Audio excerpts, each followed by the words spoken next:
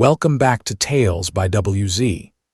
In today's story, we explore what happens when a girlfriend sends a "Do you trust me?" text while secretly juggling multiple men, and her boyfriend quietly responds by hiring a private investigator.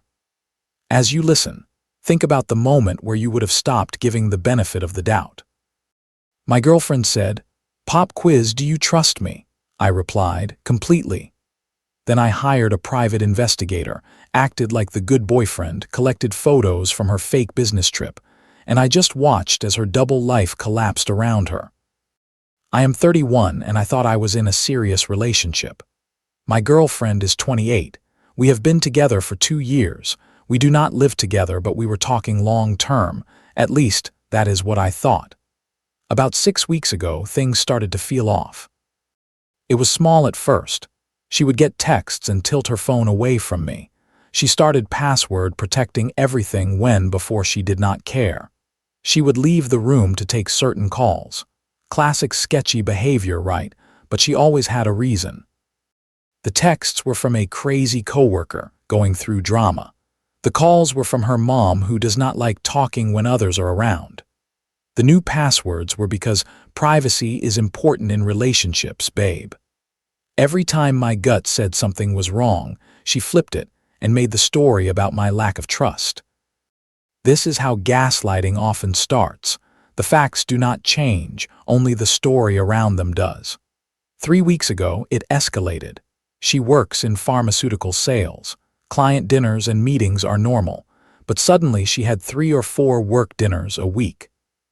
Always dressed up. Always coming home late, smelling like expensive cologne that was not mine. I tried to keep it casual. "Wow, lots of client dinners lately," I said. She snapped. "Are you serious right now? This is my career. You are really going to make me feel guilty for working hard." "I am not. I am just what? Accusing me of something. I cannot believe you do not trust me." That word, trust, became a weapon. Every reasonable question got turned into an attack on her character. 2 weeks ago, she told me she had a business trip coming up. 3 days to meet clients and go to a pharma conference. Totally normal for her job. Except when I asked where, she was vague. "Oh, you know, convention center, hotel, boring stuff." When I asked which hotel so I could send flowers, trying to be sweet, not suspicious, she said she would text the details later. She never did. Then came last Tuesday. It was 2 in the afternoon. I was at work when my phone buzzed. "Pop quiz, do you trust me?" she texted. Random question. "Lol, what is up?" I replied. "Just answer yes or no. Do you trust me completely?" I stared at that text for a full minute. Because here is what I knew. Innocent people do not randomly test your trust like that. Guilty people trying to measure how much you suspect them do. This was a test, but not the kind she thought. "Completely," I wrote. "Why?" I added. "Just making sure," she said. "Sometimes I feel like you doubt me when I talk about work stuff. Wanted to hear you say it. Business trip this weekend BTW, leaving Friday morning, back Sunday night." There it was. The "I trust you" on record right before the trip. She had built her alibi and checked that I was not suspicious. I had passed her test, which meant she felt safe to do whatever she was planning. My hands shook a little, but my mind was clear. If someone is testing whether you trust them right before they go away, it is often because they know they are about to break that trust. I opened my browser at lunch and searched "private investigator" near me. The PI I hired was a no-nonsense woman in her 50s who had done fraud work for 20 years before going private. I will call her Detective D. She was $200 an hour plus expenses, but she looked me straight in the eye and said, "I get 3 or 4 cases like this a month. Partner acting weird, big trip, sudden talk about trust. You are smart to follow your gut." I showed her screenshots of our texts, gave her my girlfriend's photo, work details, and the dates of the trip. "I need to know what she is actually doing this weekend," I said. "And I need proof. Photo and video timestamps, maybe GPS," she said. "I will have a full report, but are you ready for what I might find?" Honestly, the not knowing is worse. The next 2 days were torture. I had to act normal. She texted about how stressed she was, how many meetings she had lined up, how exhausting it would be. Thursday night, we had dinner at her place. She was extra affectionate, the kind of affection people sometimes use as a down payment on guilt. She kept telling me she loved me, how lucky she was, how amazing I was. I smiled, kissed her, and played along. This is where many people talk themselves out of their own instincts. I did not. Have a great trip, I said at her door. Crush it with those clients. I will, baby, miss you already. Friday morning at 8:47, Detective D texted me. Target left residence at 8:15. I am following. At 8:30, my girlfriend texted me. At the airport, wish me luck. At 9:03, Detective D sent another update. She is not at any airport. She just checked into the Riverside in downtown. Uploading photos now. I logged into the secure portal on my laptop. There she was in clear photos, rolling a suitcase into a hotel that was 10 miles from my apartment, not in another city. My phone buzzed. Boarding soon, phone will be off during flight. Love you, she texted. I actually laughed. Quietly to myself. The split between her story and reality was that wide. Detective D kept updating throughout the day. 11:23 a.m. Target left hotel in cocktail dress, following to upscale restaurant. 12:07 p.m. Meeting man about 40 to 45, business clothes, affectionate greeting. Uploading photos. In the photos, my girlfriend was hugging an older man, sitting shoulder to shoulder, holding his hand across the table. 1:45 p.m. Back to hotel together. 3:30 p.m. Target and male still inside hotel room. Confirmed room number. At 3:45, my girlfriend texted me. Conference sessions are so boring. Miss you. At 6:17, Detective D wrote, Male 1 left hotel. Target remains in room, standing by. At 7:00, Target left hotel in different outfit, following to another restaurant. At 8:04, now meeting different man, younger, about 30 to 35. Very affectionate, uploading photos. I opened the photos. A completely different guy, different clothes, same energy, close, smiling, hands touching. My girlfriend texted at 8:30. Networking dinner with boring pharma people. Call you when I am back at hotel. Sure, babe. Have fun, I replied. She never called. At 1045, Detective D wrote, Target and second male entered hotel together. Different room from this afternoon. Both men are staying at same hotel. I have both room numbers. Saturday was the same pattern. Breakfast with the older man. Afternoon shopping with the younger man. Dinner with the older one again. Hotel. Door. Lights. By Sunday morning, Detective D had a full report. Her summary was blunt. Your girlfriend is maintaining at least 3 relationships for financial benefit. Both other men appear unaware of each other and of you. This is a pattern, not a one-time thing. One of the men, the older one, had been paying for all meals, hotel, and shopping. Another had given her what looked like jewelry and covered his room. She called both of them the same pet names she used on me. My girlfriend texted at 5:00 p.m. on Sunday. Flight landing soon. Cannot wait to see you. She was still at the hotel. GPS data proved it. I did not answer. Instead, I opened my email and pulled up her parents' address. Her dad is very strict and religious. Her mom is kind and thinks her daughter can do no wrong. A month earlier, they had told me they were glad she finally found a good man. Subject line, about your daughter's business trip. I am sorry to send this, I wrote, but you need to know what she has really been doing this weekend. I hired a private investigator after weeks of suspicious behavior. These photos are from Friday, Saturday, and Sunday. She told me she was at a pharmaceutical conference. As you can see, that was not true. I attached 12 photos, with her and man 1, with her and man 2, timestamps visible, kissing both. Holding hands with both, entering hotel rooms with both. I attached the full PI report. I hovered over send for 10 seconds, then I clicked it. My phone rang almost right away. Her dad. Is this real? He asked. Yes, sir. Every photo is timestamped. I hired a licensed PI. The full report is attached. Silence. I could hear his wife's voice rising in the background, then crying. "We are going to handle this," he said finally. "Thank you for telling us. I am so sorry." He hung up. My girlfriend texted at 6:30. "Home, coming over." I did not respond. She called at 7. I ignored it. She called again at 7:15, then 7:30. At 7:45 she texted, "Babe, what is wrong? Why are you not answering?" At 800, "Did I do something?" At 8:30, "I am starting to worry. Please tell me what is going on."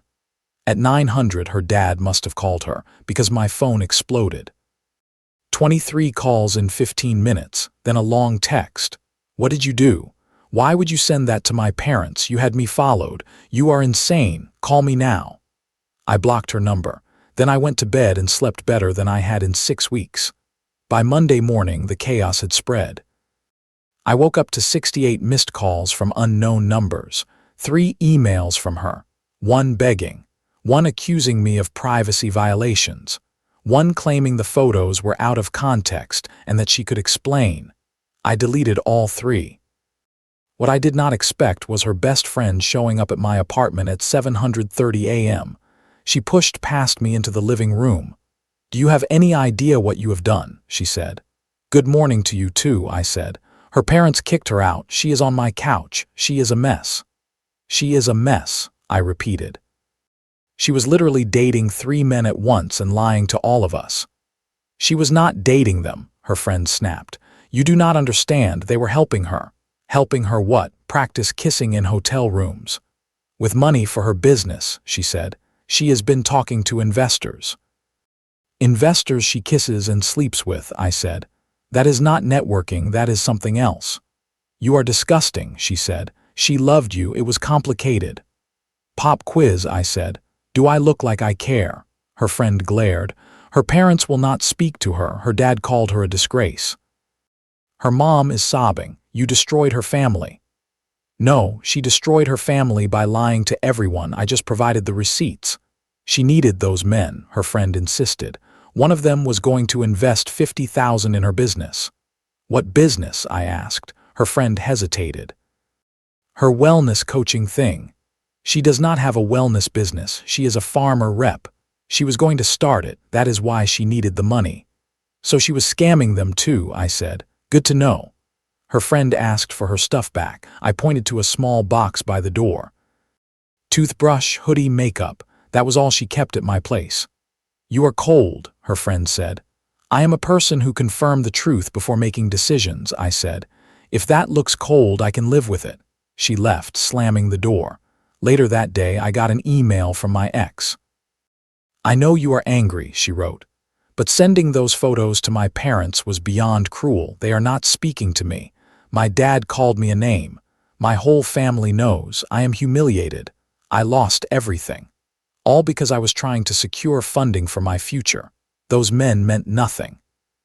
You were the one I loved. You did not even give me a chance to explain. You destroyed my life. I hope you are happy." I replied with 1 line. "Pop quiz. Do you trust me when I say I do not care, completely?" Then I blocked that email. On Tuesday, her mother called from a blocked number. Her voice was shaky. "I wanted to apologize for my daughter," she said. "I raised her better than this. I do not know where we went wrong." "You do not need to apologize for her choices, ma'am," I said. Her mother sighed. "Her father is devastated," she said. "We thought she had finally settled down. We were talking about a wedding and now this. It is like we do not even know her, but you did the right thing. She needs consequences." After we hung up, I felt a mix of relief and sadness, not for my ex, for the people who loved the version of her she pretended to be. On Wednesday, a lawyer's letter appeared in my inbox. It claimed I had violated her privacy by hiring a PI and sharing photos without consent. It demanded $15,000 in damages. I sent it to a lawyer friend. He laughed. "PI is legal," he said. "Photos in public places and hotel lobbies are legal. You shared them privately with her parents, not online. This is just scare tactics. Ignore it unless she actually files, which she will not." On Thursday, I got a text from a number I did not know. It was the older man from the hotel. Somehow she had given him my number. "I do not appreciate you destroying my relationship," he wrote. "She told me you two broke up months ago. She said you are stalking her and trying to sabotage her business. I invested in her. If you contact us again, I will call the police." I screenshotted it and sent it to Detective D. "Want me to let him know he is one of three?" she asked. "Yes, please." An hour later, he texted again. "Holy crap, I am sorry. She told me a very different story. Can you send me the PI report? I need to know what else she lied about." I sent the parts that involved him. He called me, sounding hollow. "I gave her $30,000, he said. She said it was for a certification program and startup costs. She showed me a business plan. "There is no business," I said, "just stories." "I know that now. I am married." "If my wife finds out." "That is your problem," I said, and it was. By the end of week 1, my ex tried to get into my building. Security called, then escorted her out when she refused to leave. She yelled through my door about business and investors, and "you are twisting everything." I did not open it. 2 more weeks passed. Her best friend eventually called back to apologize.